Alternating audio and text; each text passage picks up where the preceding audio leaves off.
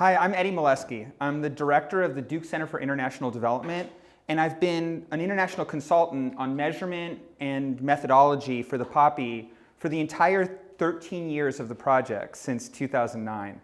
I'm really delighted to be here with you today, albeit virtually. I hope very soon I can be back in person for the PAPI launch, which I really enjoy so much.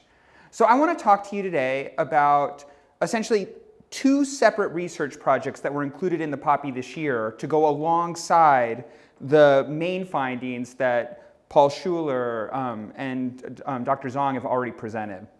So I'll be talking today about our special research project on migration and another project that creates a baseline of measuring e-governance in Vietnam.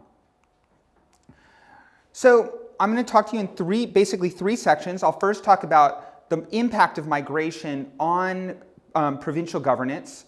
I'll talk about the differences between migrants and permanent residents, and I'll talk about how that gap differs by provinces. Second, we'll dig a little deeper into how migration has worked in Vietnam, the drivers of migration, and then a sort of an interesting side effect on migrants' willingness to learn about economic integration. And then finally, we'll spend a little bit of time on e-services. They became so important during the time of COVID, and we'll look to see how they've accelerated and how many people are using them today. All right, so to step back a second, I'd like to talk about the 2021 context that most of you experienced. It was a really difficult time. COVID kept a lot of Vietnamese at home. The economy had its worst slowdown in a very long time. And during this period, migration played a critical role in how people experience governance. So as you know, a lot of migrants that generally worked in major industrial areas either got stuck in the receiving provinces or got stuck in the sending provinces, making it difficult for them to pursue their jobs.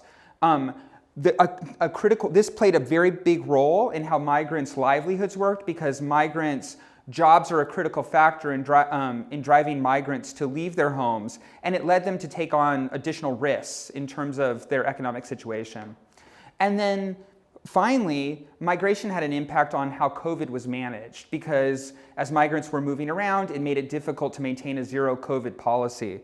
At the same time, that zero COVID policy put an emphasis on e-government services as a way of delivering basic government services and administrative procedures to citizens.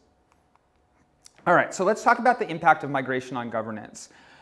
So over the years, we've learned with PAPI that it is critical to get at the measure of migration. Migration is now a very large portion of the Vietnamese population. Migrants leaving to unify with their families in receiving provinces, migrants seeking jobs. Environmental migration has become more and more a big driver as climate change has affected people's livelihoods. And the PAPI survey for a long time was based on household residence as a way of sampling. It made a lot of sense because we had a very accurate sampling strategy, but it created difficulties in two ways. First of all, we weren't capturing migrants in the receiving provinces. As a result, we didn't know the impact that new migrants were placing on services and administrative procedures in the receiving provinces.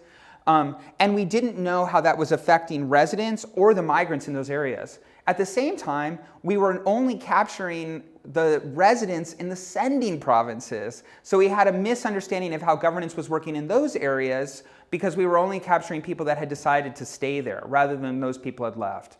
So beginning last year, we started with a pilot to basically include migrants in the sampling strategy. It was very successful, and so this year we rolled it out to 12 provinces in total. We basically maintained the same overall sampling strategy. I won't go into the details of this too much, but if you remember, PAPI has what we call a clustered sampling strategy. What that means is that we sample a few districts within each province, a few commons within each district, and then a few villages within each commune. And that's done by probability proportion to size. Then once we get to a village, we sample randomly a number of villagers in each location in order to be able to put together the national sampling frame that we have. The benefit of that strategy is that it means we're representative at every level of government. The problem, so what we did this year to deal with the problem of migrants was that in 12 places that are the major receiving provinces, we expanded the PAPI sample to specifically target migrants in those areas. And as you can see, we sampled a few extra villagers in the small provinces, medium provinces, and large provinces. Overall, that led to about 1,042 migrants who we then gave the entire PAPI survey to. That allows us to compare their experiences with governance directly to permanent residents in those locations. So the first thing to know is that migrants are quite different from the permanent residents in the places they move. So what I've done in this graph is there's 9 tables here, and each of the tables compares the permanent residents in the receiving province in blue to the migrants in orange. So we don't have to look at the specific numbers here, but what you can see, and all of these are from the receiving province. We're not comparing migrants to the status in the sending provinces. So in general, migrants tend to be poorer in terms of overall household assets. Do they have motorcycles? Do they have cars? Do they have air conditioning than those in the sending provinces? They have less income. They were more likely to say that their income was affected by COVID. They tend to be, as you might expect, to be younger, more female, and they tend to be less educated. And then critically, as you can see in that bottom chart, they're dramatically less connected than other residents. They're far less likely to be party members than permanent residents in their sending places, which makes it more difficult for them to access information and access services.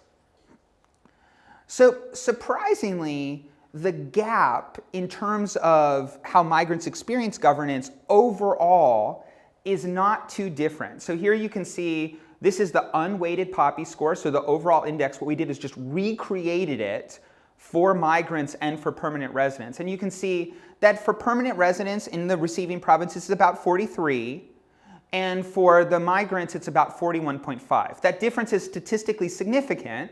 That means if we were to repeat this, we would get the same result. But it's substantively small. It's only about 1.5 points. And then when we ask simply about satisfaction with local governments, both rate satisfaction with governance at about the same level, so about even. But the thing about it is that similar belief about governance conceals a wide degree of variation. When we look individually within each of the receiving provinces, you can see pretty large gaps in the difference between how residents and permanent residents and migrants experience governance. So what you can see here is the way you can measure that gap is look between the blue line, the difference between the blue number and the orange number, and that will tell you the overall difference. So you can see where there's a wide gap between those two, say for example Long An, 42 points to 38 points.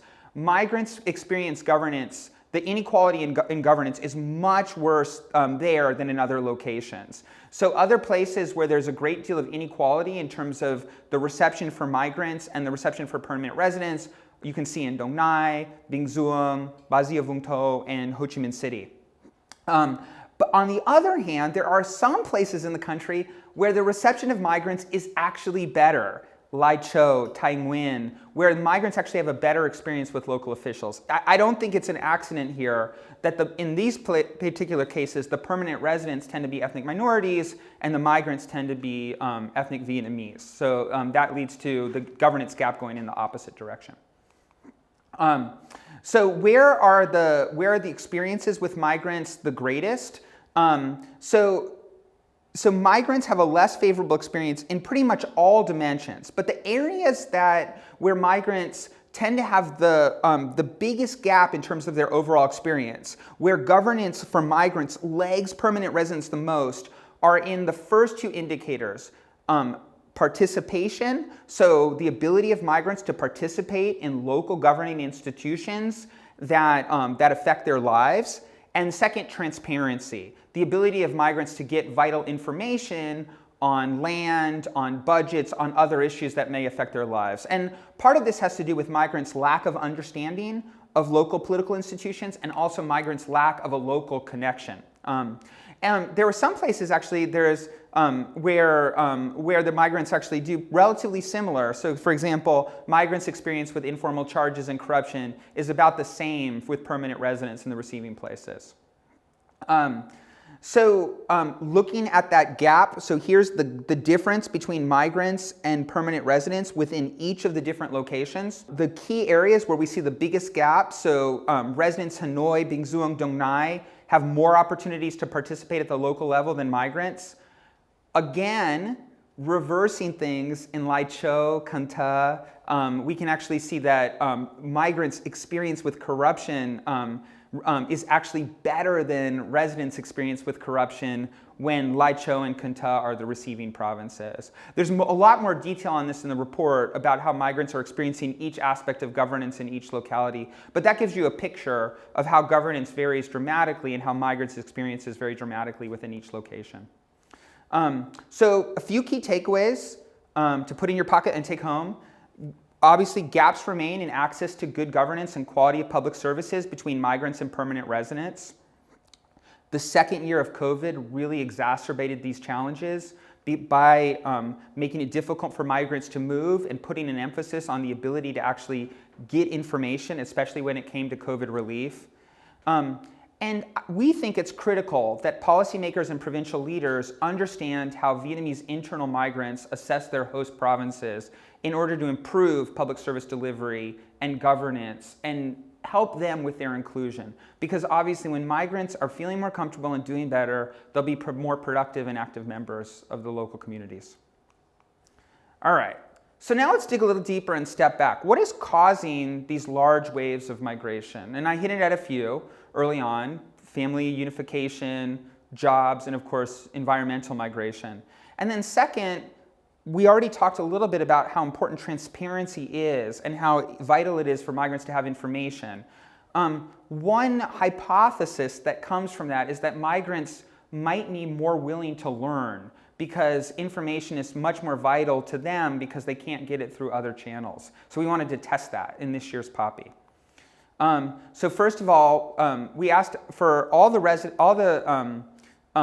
respondents to PAPI, all 15,833, including the migrants. We asked them, if you or your household were to move permanently outside your province, where would you move? It's a filter question, so first people had to say they would be willing to move, they would be willing to move to another province, and then we asked the main reasons why they might be willing to move. And you can see here, these are the big ones: better lifestyle, better environmental quality, less risk of climate change, better jobs. So the first place we wanted to know is where the migrants are coming from. So you can see here it is pretty skewed, but by the top provinces. But Dak Nong pretty clearly remains. It was last year and it remains this year the place where more citizens actually want to leave. Though the one thing about COVID this year is that a smaller proportion of migrants actually said they wanted to move this year. Where do they want to go? Well, generally they want to go to where the jobs are. Ho Chi Minh City, Hanoi, Da Nang, the three major metropolises, Can Tho, major metropolis in the Mekong Delta, Binh Duong, obviously the manufacturing center of Vietnam. At the same time, Long Dong stands out as one of the major centers for migration in the Central Highlands. A few rural provinces, Kon Tum, Lai Châu, Lang Son, Ninh Thuan, Bac Lieu are places where people least want to migrate to. Bac Lieu is the place where migrants least want to go to for the second year running. What's the major reasons why migrants want to move? Well, actually, it's kind of interesting. It varies by location. So the primary reason why people, where people would move for family reunion happen to be places where large population centers, where access to social service depends a lot on having family members. So Hanoi and Ho Chi Minh City were there. Places where people wanted to move for better jobs, Ho Chi Minh City and Hanoi were the most frequent places that people said they would move to for better jobs, followed by Da Nang and then down the road a little bit Binh Duong. In terms of moving for a better environment, people tended to choose Lam Dong and Da Nang as places where you would go to have a sort of a better standard of living in terms of environmental sustainability. What were the main reasons for migrants? There's some surprises out here. So one of the main drivers you can call what we can call a pull factor. Having family outside a province, which meant that you would have access to social services, easy access to a social network that would integrate you and help you find economic opportunities and also learn about economic services, is family. So having family outside is a key reason for people wanting to move. Men and younger people, even especially younger women, were more willing to move, particularly for better jobs. Surprisingly, even though we hear a lot about environmental migration and the dangers of migration, residents who had experienced a natural disaster or a climate event before did not express more willingness to move than others. All right, so this is kind of a fun part of the PAPI experiment this year.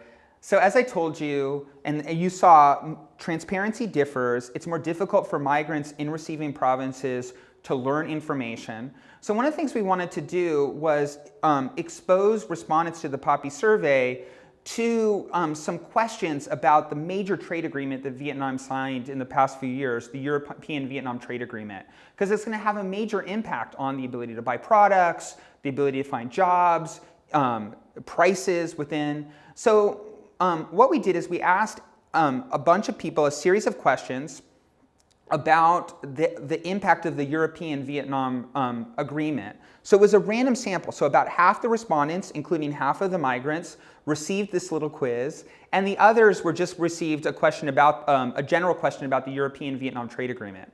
And then afterwards, you can see down here this little QR code.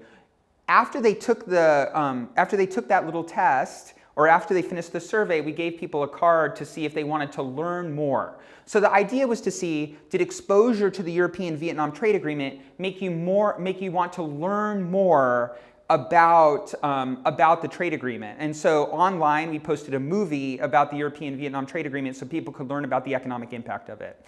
We also tested that against information about land and then information about the PAPI itself. So the really interesting thing that came out of this is that residents in the treatment group, those that took the little test, were not very much more likely to go want to learn about the European-Vietnam Agreement than other residents. So there wasn't any more curiosity created by the test. However, for migrants, you can see on the other side, there was quite a large effect. So that migrants exposed were about 30% more likely to want to learn about the European-Vietnam Trade Agreement. And so this gives you an idea here. Migrants really value this type of economic information because they lack transparency and they lack networks. So if given the opportunity to learn about their economic situation, migrants are more likely than average citizens to take it. So some key takeaways. Interprovincial migration is growing. COVID exacerbated it, and it's going to become a more important part of policymaking in Vietnam. The key drivers of internal migration are family reunions, jobs. The natural environment, even though it is a big issue that a lot of people are worried about, is not showing up these days, but we expect it will show up more in the future. Migrants are more likely to gain from greater international integration, and therefore are more willing to invest time to learn about it and educate themselves. And then finally, migrants are the least likely to have social connections as a way of gaining information or as a way of using social capital to be able to access jobs. And so as a result, when given the opportunity, they're the most willing to learn. All right, finally, and I won't spend too much time on this because it really just is a baseline survey, but as you know, e-governance has become particularly important for Vietnamese policymakers, making sure that people have access to administrative procedures and public services online. And COVID, in many ways, expedited the changes that Vietnam has been making in terms of e-services because so many people were stuck at home. So one of the things that PAPI did was created a special module for e-services this year. So all of the respondents were exposed to it, and we asked them, have you used the e-service portal? Did you gain an account? And what were the series of activities that did you do on the e-service portal? Did you engage in administrative procedures? Did you search for information? Did you post a public complaint? And then finally, we wanted to know if people were using the e-portal to post online. Okay, so It's just the baseline, and the first thing to know is that most citizens in Vietnam haven't used the e-portal at all. Only about 3.5% of respondents used it compared to almost 97% who haven't used it at all. But among those users, only about 1% actually used it for administrative procedures. What did most people use it for? Well, they used it for searching about information. They used it for handling public administrative procedures for their family, and they used it for providing feedback on public administrative procedures. So you can see that there's a small amount of people are using it. It's increasing. In general, it's increasing a small amount from when it was first launched in 2020. And what we'll do, we'll be keeping track of this over time as this becomes a more common way that people take part in community and social services. So where were people more likely to use it? It's actually kind of interesting. It really wasn't in Hanoi or Ho Chi Minh City where you would expect. Hanoi's up there. But it's some interesting places. Binh Duong, Da Nang, Vĩnh Phúc, and Tua Tien Way were the places where people were most likely to engage with the National E-Service Portal. And I think a little bit more work can be done in explaining why those places have sort of jump-started in terms of access to e-governance. All right. So final, just to wrap this up, Vietnam started rolling out e-governance in 2019. PAPI has been trying to be there right since the beginning in monitoring these services. The COVID pandemic expedited the need for these services, but we really haven't seen major increases in usage right now. So really what I think this means at the end of the day is that there needs to be a little bit more promotion to make sure people understand what's available to them, the ease of using this, and the benefits of e-governance generally for citizens and for central and local government officials. Well, it's been really wonderful. Thank you for spending time with me, and I look forward to hearing your really fascinating questions on the PAPI project. Thank you so much.